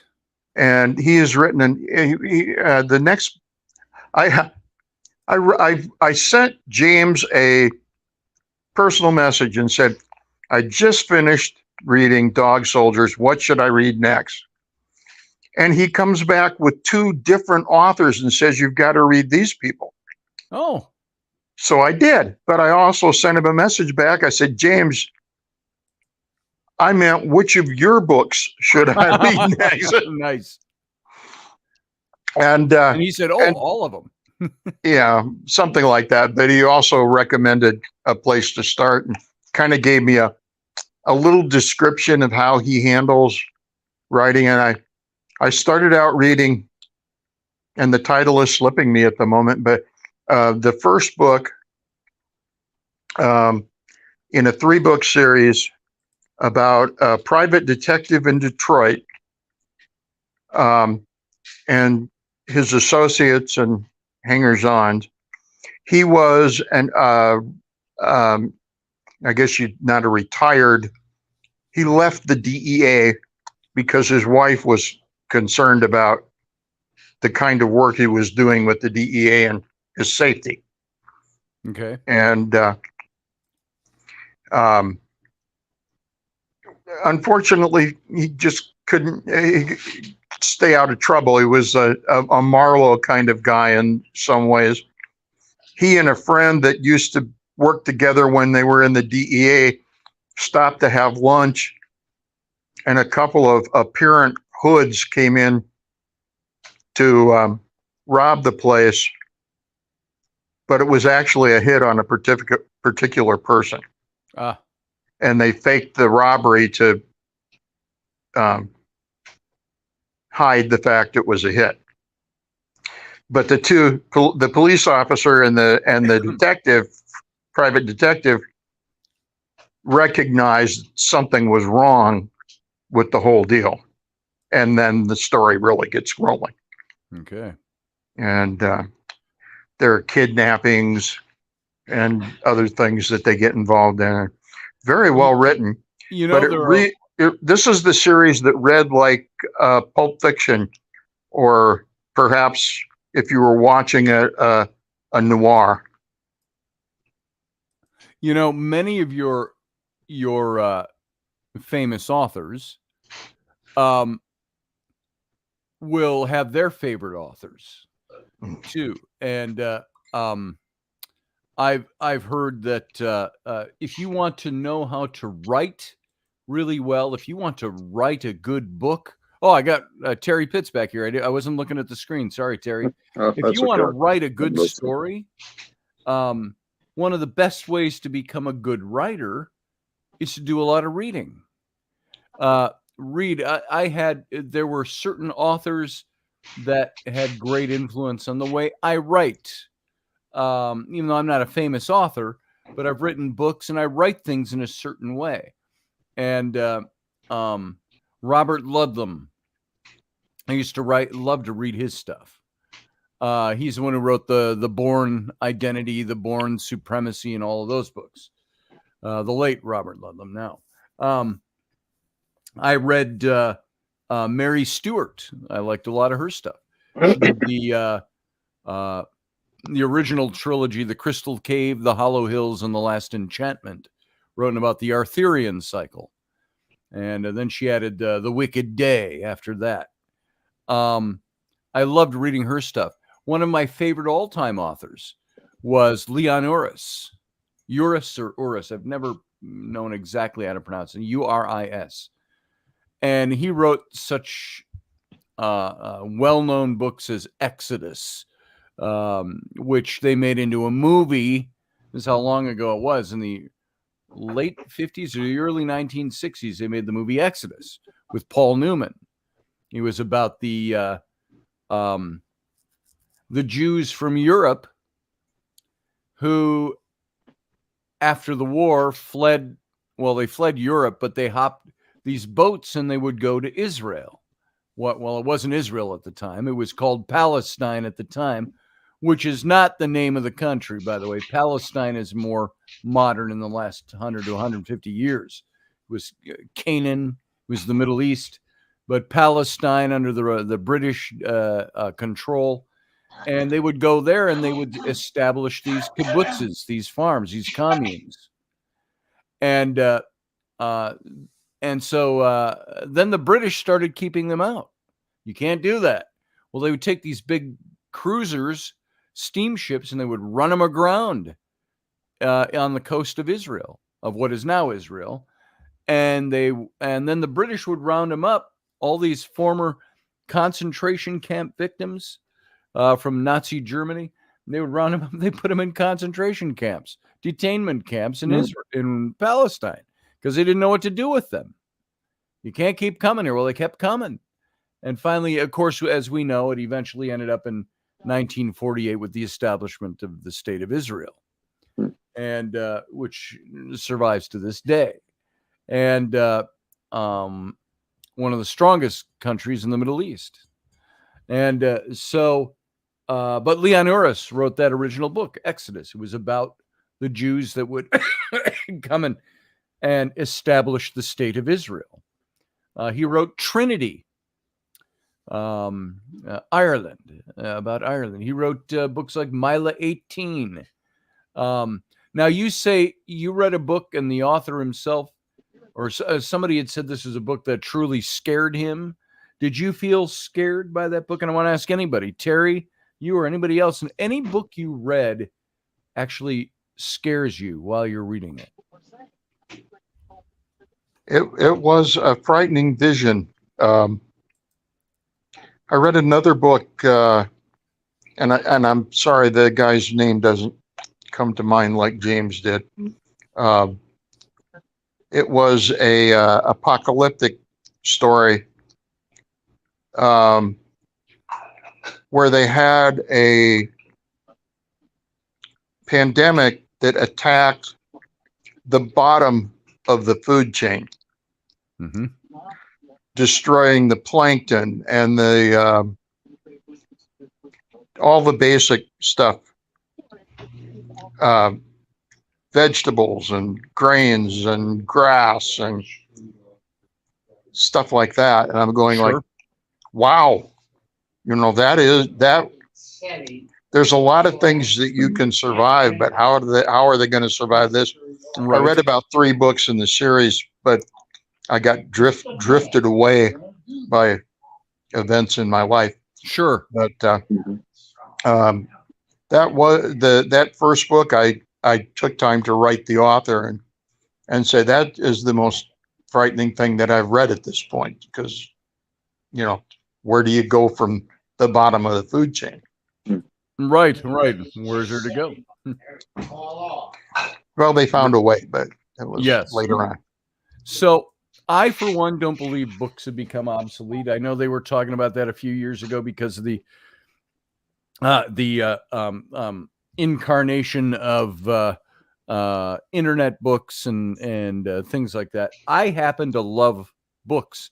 I love the feel of a book in my hand. I love the smell of a library. I love old books. I've got a bunch of old books that I've collected. And as you can see, like I already showed, like if I flip this all the way around, you can see, just some of the bookshelves I have here, but I have some collections of books that are, like just some of these over here. And I've got these bookshelves lying everywhere in my office. And I have a ton of them over there that don't have a shelf to go on. So I love a good book. I love collecting books. I love having them. I probably got a couple thousand volumes. It would be my guess. With all my bookshelves put together. So, Uncle John done left us.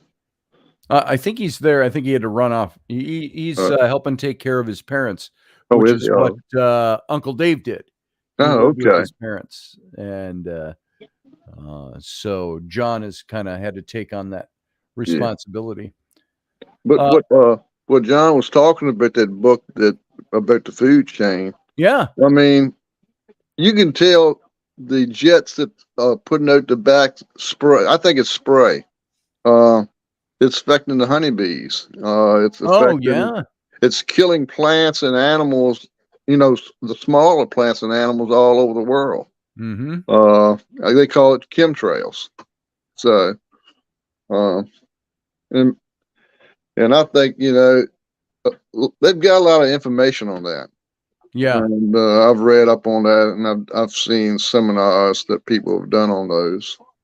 And I think that's what's happening. It's one of these days they're going to put out something that's going to affect everything, water and land. Yes. I'm seeing what people are saying here about books. Sarah said she likes the ones that are unpredictable with good twists. Good book has to be able to transport you into something. Now, sometimes I'll buy and I'll read a book because it's informational. If I read a book about the American Revolution or the founding documents or founding fathers or our country, I'm looking to be informed.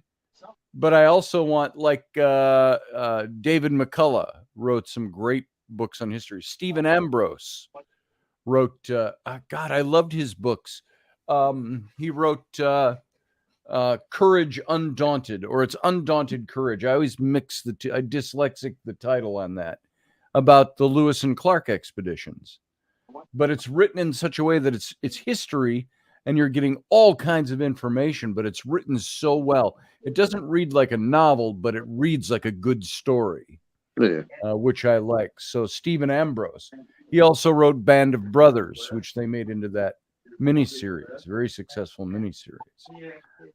So I like his historic books. So yeah, they've got to be books that grab you emotionally. I like those kinds of books. I was telling John the other night, I'm currently, and I say currently, I've got a book on the back burner I started writing and I haven't finished it. It's just been too busy. So everything takes precedence over it. But it's set in 1920s Egypt. They're kind of occult investigators, but I want to make it a story that isn't just like a predictable movie or a television show or something like that. It's got to have elements in it that are non-predictable, that are a little deeper, that grasp the reader on an emotional level or a curiosity level. The main character in this book is Romani, and an aristocrat, a new aristocrat, new money, because his grandparents were the gypsy wagon Romani, and his father made it big and made a lot of money, and they're now the multi-millionaire rich in the 1920s. And he grew up in this, and he's a young guy.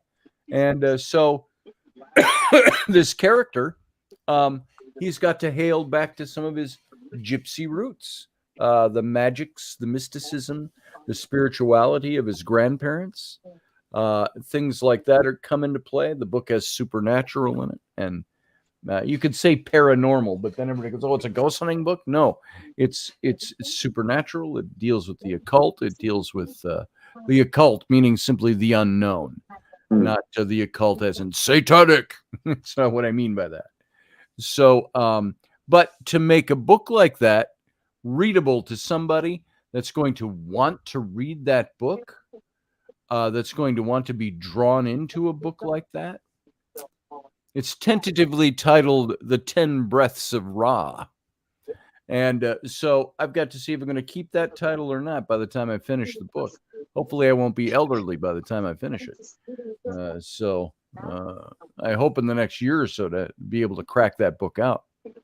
So, but in talking about books, what draws you to a book? What makes you write a good book? What makes you read a good book? So the first paragraph grabs you. Yes. See you, Sarah. Was it Frederick Forsyth? Seemed to Sounds right. I know the name. to write an opening paragraph that made you lust for the rest of the book. Yes. What does an opening paragraph in a book do? It's supposed to draw you in. As a matter of fact, if you're a new time author and you want to get a publishing company to pick you up, you have to present. It's always good to have an agent. They'll look at agent stuff before they'll look at just stuff that's sent in. To submit to a publisher right now, publishers like who are some of the big ones? Like why am I going blank on some of these? Not Hampton Roads, but some of the bigger publishers of books, and you'd recognize them, right? The big five. When you submit a story to them or a proposal for a book, it's a one page. On that one page, that's all you present to the story. And they want it so they can pull it out of the envelope, not even take it out of the envelope, and they'll push it back in when they're done with it, unless they really like it. But they get like 3,000 a week submissions like that. And so the rule of thumb is, what you're going to write, you better capture them in that first paragraph of your book, or it's going to go right back in the envelope and get thrown in the garbage, or be sent back. They say if you want it back, you have to send a self-addressed stamped envelope to send it back in, because they're not paying for postage to send them back 3,000 times a week. This is also why most resumes don't get read. That's right. And that's it. They've got to grab somebody's attention. There has to be something about it that grabs the attention. And now, if you have an agent, it's a little different. You're not just hanging out there in the wind. You've got an agent that presents. Now, with those 3,000 submissions a week, they'll always take the agent-represented books first. And they'll look at those first. And then when they get to them, they call it a slush pile. The slush pile of all the books that people are trying to write. And you can see they can't do 3,000 books a week. They can't publish. And I'll bet you 2,998 of them are god-awful. I would bet you. Maybe a couple of lost gems in the stack. I don't know. But you look at any given book, and if you have a publisher, I'm trying to see what is one of the hottest books I have here. And what would we should just do a show on reading first paragraphs of books and see what they say. A book like, hang on, don't go away. I'm in earshot here. But if I grabbed a book, okay, here's, I told you about these guys, John. I told you about this guy, Rick Riordan. He writes for young adults. He writes books like this, The Red Pyramid by Rick Riordan. And he's got a whole series of the same characters in The Throne of Fire by Rick Riordan. Now, this guy, it's like Ian Fowler, I think is his last name.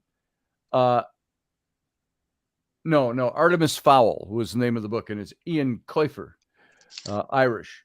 And he wrote that series of books on, and they were fabulous. But guys like this, they do these series of books. Here's his Percy and the, and this is what's it called? The Heroes of Olympus series.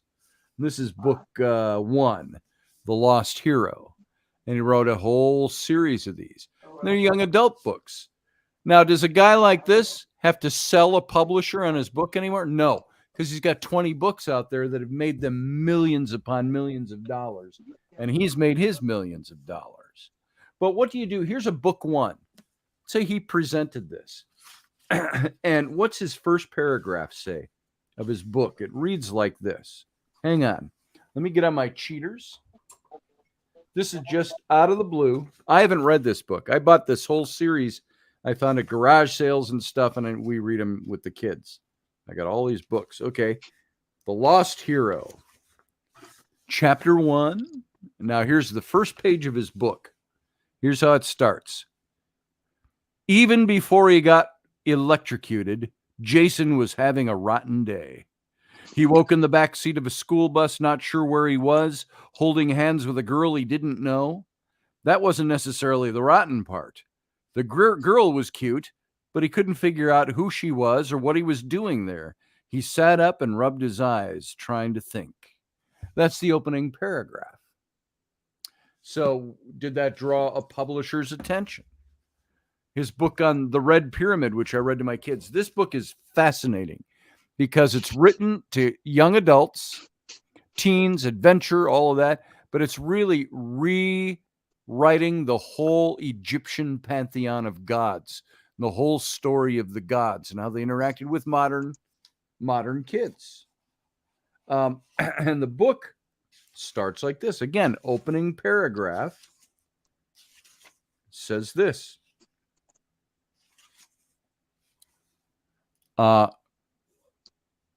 It's called A Death at the Needle.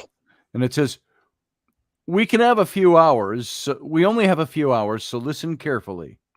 If you're hearing this story, you're already in danger. Sadie and I might be your only chance. Go to the school, find the locker. I won't tell you which school or which locker because if you're the right person, you'll find it. The combination is 13, 32, 33. And by the time you finish listening, you'll know what those numbers mean. Just remember, the story we're about to tell you isn't complete yet. How it ends will depend on you. That's the opening paragraph of that. And so, again, Rick Riordan, if you want to read some good books to your kids or have them read, I'm trying to get the light to hit that right. Light's blotting out. Rick Riordan. And he's a New York Times bestseller on almost all his books. And he's got this whole series, they sit on the shelf like that and they look great on the kids' shelf. I've got 20 of his books like this from his different series of books. The Olympians series, this one, The Red Pyramid. It's a series of books too. He's got 3 or 4 of them. This one is, I don't think it has a title to it. Now, I don't have the series itself doesn't have a title, but books like that. Books, When a Monster Calls. I read some parts of that. I read that book to my kids last year, and there were parts of that book I couldn't make it through. The end, I struggled. It gripped my emotions so much. And it's the story about a young boy whose mother is ill. They're divorced. His father lives in the States. It takes place in Ireland. His mother is terminally ill, and they're hoping for her to get better. And he is visited by Cernunnos, the god of the earth, the ancient Celtic god. And he comes in the form of this massive yew tree that uproots itself and comes to him. And it's not like your cutesy, trees uprooted and things like that. It's a pretty deep story and dark story. And they made it into a movie, really well done. But I read that book, and it's how the god Cernunnos tells the kid, I will tell you what you need and I'll do what you ask me. He says, but first, he says, you have to listen to my 3 stories and then tell a story of your own. That's an honest and true story. And he tells him these stories, and it takes place in the midst of all the other entanglements of the book. And this god in the yew tree keeps visiting him. And it's a beautiful book, beautifully written. It's scary at some parts for kids. And at the same time, I remember I was reading that book, and my little girl whispers to Raini, she says, why is Daddy crying? And Mom said, just let him read. She says, it's because it's affecting him. And that's what a good book will do to me. It grips your emotions. let me show you this book. Keep talking. I'm just going over here because I think I got it over on this shelf. It's called When a Monster Calls. Let me see. I thought I had it right here. And if I don't, then I don't. Nope. I thought it was right. Oh, here it is. This is it. Here's a great book. It's called A Monster Calls. And it's got the yew tree. The illustrations in this book are really phenomenal. Very well done for this style of book. It's illustrated. It's not a picture book. It's just got some illustrations. And let me see. I'm going to find you one of the great illustrations in this book. That's like this: the little boy when the yew tree uproots, and the little boy is he's down there somewhere, or he's at his window. But so the illustrations are great. But it says about this book in the flyleaf, inside the front cover. It says, the monster showed up after midnight, as they do. But it isn't the monster Connor's been expecting. He's been expecting the one from his nightmare. The nightmares he's had nearly every night since his mother started her treatments. The time with the darkness and the wind and the screaming. This monster, though, is something different, something ancient, something wild, and it wants the most dangerous thing of all from Connor. It wants the truth. And so this is that's the book, and I'll read you the opening again. Once again, the opening of the book. The first paragraph has to grab you. It says this: the monster showed up just after midnight, as they do. Connor was awake when it came. He'd had a nightmare. Well, not a nightmare. The nightmare. The one he'd been having a lot lately. The one with the darkness and the wind and the screaming. The one with the hands slipping from his grasp, no matter how hard he tried to hold on. The one that always ended with, "Go away," Connor whispered into the darkness of his bedroom, trying to push the nightmare back, not let it follow him into the world of waking. Go away now. That's the opening of that book. And it's just an impressive, brilliant, it says right here on the back, who was it? The Liba Bray, the author of the Prince Award winning Going Bovine. I've never read that. But she said, haunting, lyrical, powerful, and true. Patrick Ness has crafted a masterful story about a grief and loss, love, and hope that lingers in the heart like a ghost. There it is. So a book like that, and look at it's a little book. It's not long. It took us a few nights to read it, but it's not a long book. But there you go. Stuff like that. So now that's not a novel. It's not a series of spy novels or anything like that. But it's a single book, and it's written for young adult readers. And so a good book. Does a good book have to be long? It's a good book. Here, indulge me. One more. One more. You know, we're talking about books for young adults and juvenile books. Yeah. Heinlein Yes. had Robert a whole Heinlein? series of books that were classed as juveniles. Yeah. And I thought one of the best critiques I ever read was that these books are not for juveniles. Yeah. First of all, if you've read enough Heinlein,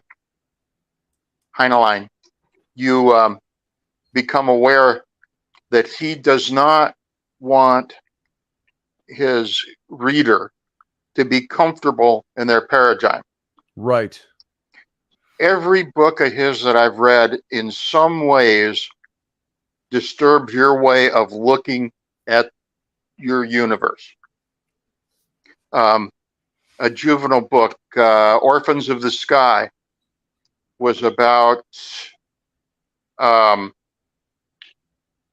generation ship going to another star to colonize for Earth. Yes. And they'd had some kind of falling out amongst the crew and a mutiny, and the people who survived and are now living in a kind of a medieval environment on the ship don't know they're on a ship, in the sense that we would They've know always been there. we're on the Queen Mary crossing the ocean. But they have a very medieval culture. The boy is talking to his older uncle, and they're discussing a political or religious matter. And by the way, the religion was science. Nice. And only they Which can thought be a lot of original, things that but, we would consider to be facts were actually allegoricals to mean something else. yes. But he mentions that his wife made no comment, which was only fitting and proper for a woman. And I'm going like, oh my God, you know, and this, Yeah, I read this when I was in These were a junior different high. generation. Uh-oh. Yeah. Gary. And I'm going like, where the heck is it? Anyway, he becomes part of a dissident group of scientists. They take over the ship, and so within the cabal, there's another cabal, and you know, anyway. But now that he is old enough and established in the community and now has an income, he goes out to get a couple of wives, and he finds one in her 30s who was a widow, and he said, well, she'll know how to run a household. That'll be useful. And then he meets this 18-year-old girl, and he's checking her teeth when she bites him, and he decks her. And he winds up taking her anyway. And they said, why? He said, well, she makes you feel funny. You know? Nice. And I'm going like, oh my God, you know, because I'm reading this as a young person. Yeah. I'm going, I can't believe he wrote that. Yeah. You got to, But making characters. And, yeah, creating characters. but you know, you go to Starship Troopers. Yep. A society that is fascist. Mm-hmm. And he writes it like it's not that much different, which is really disturbing. Yeah. Yeah. Oh, you had a book and you were going to talk about it. Oh, I'm gonna wrap with this. This is my own. This is the one that came out last year. Again, a short book, but The Sword in the Clay. And many of you have seen this that are listeners to this show. I wrote and illustrated this book, but it's about Will Byrd, World War I soldier, finds a Roman gladius in the clay after the bombing of Amiens, France in World War I. True story. He wrote about it in his memoirs, and he had his ghost stories and went with it. His brother who had died in the war saved his life, woke him up. His memoirs of the war were called Ghosts Have Warm Hands, because two warm hands grabbed his hands, pulled him to his feet. It was his brother, Steve, who had died a year and a half earlier, led him out of the trench that got bombed a few minutes later. And that's his story, and he wrote it in his memoirs. But I created a cast of Roman characters that are fictional to go along with this sword that he found in the clay. But I was just going to read my opening to this book. Reading some book openings. This is how this story opens up. And again, it's historical fiction mixed with a fictional story. It starts like this. It says, the world had gone mad and was at war with itself. The year was 1914, and young men from nearly every country had enlisted in armies and gone off to fight. Many would never come home from this war to end all wars. Steve Byrd of the Canadian 25th Battalion was one of them. Shattered to pieces by a German mine after a year of fighting in France, far from the green rolling hills and rocky coastlines of home. Nova Scotia had truly lost one of its finest, and East Mapleton one of its favorite, now honored sons. And Will Byrd had lost his younger brother.